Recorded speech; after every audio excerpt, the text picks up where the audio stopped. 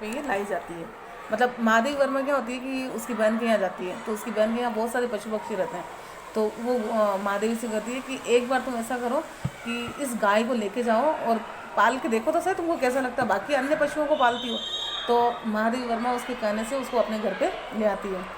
और जिस तरह से एक नव आगंतुक का स्वागत किया जाता है, तो अब उसको माला पहनाई जाती है, तिलक किया जाता है, गुड़ खिलाया जाता है, सब कुछ हो जाता है। उसके बाद में गोरा उसके घर में रहने लग जाती है। अब क्या होता है कि धीरे धीरे गोरा और महादेवी वर्मा दोनों इतने हिल मिल जाते हैं कि गोरा उसके पदचाप आहट को भी मतलब समझ जाती है, सुनाई देते ही उसको समझ जाती है कि गोरा ही ये महादेवी वर्मा है। तो अब धीरे धीरे होता क्या है कि जितने भी आसपास के पशु पक्षी रहते हैं वो सब गोरा से हिल मिल जाते हैं। थोड़े समय बाद में गोरा के एक बच्चा होता है लालमणि, उसका नाम रखा जाता है लालमणि।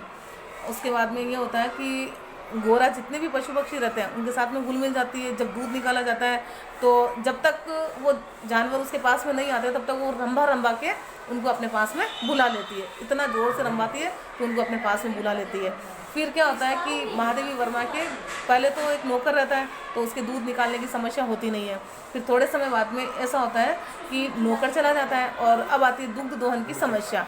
तो दुग्ध दोहन की समस्या, अब दूध निकालने वाला कौन है? तो महादेवी वर्मा के घर पे एक ग्वाला आता है दूध देने के लिए। तो उसने कहा कि ठीक है, मैं आपकी समस्या का समाधान कर देता हूँ।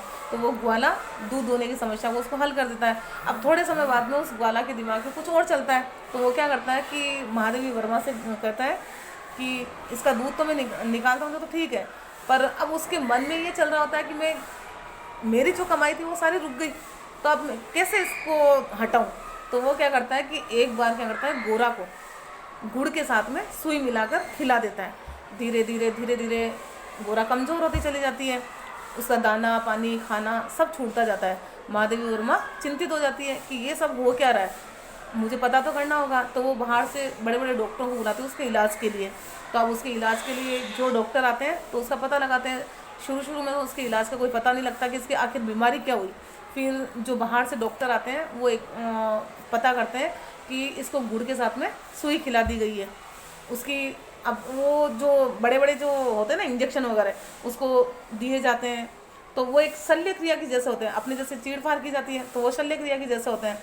तो अब धीरे धीरे गोरा क्षीण होती जाती है, मतलब उसकी ऐसी हो जाती है कंडीशन कि वो खड़ी भी नहीं रह पाती है।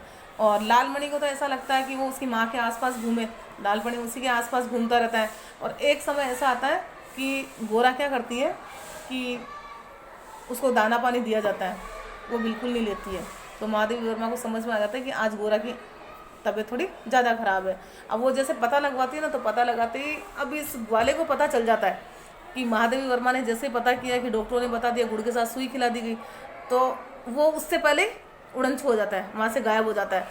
महादेवी का जो शक था वो किस में बदल जाता है, विश्वास में बदल जाता है। तो अब महादेवी वर्मा सोचती है कि मैंने तो इसको रखा तो किसके लिए था, सेवा के लिए रखा था और दूध दोहन की समस्या का हल करने के लिए। लेकिन इसने तो क्या किया कि इसके साथ में, यानी जहाँ मेरे देश में गायों को पाला जाता है उसी देश में उनके पालनहारों के द्वारा इनकी निर्मम हत्या कर दी जाती है।